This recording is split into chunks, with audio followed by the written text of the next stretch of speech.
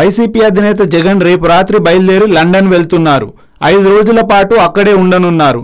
తిరిగి 22వ తేదీ రాత్రికి హైదరాబాద్ చేరుకుంటారు.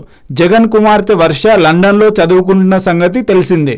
లండన్ స్కూల్ ఆఫ్ ఎకనామిక్స్లో ఆమె విద్యాభ్యాసం చేస్తున్నారు.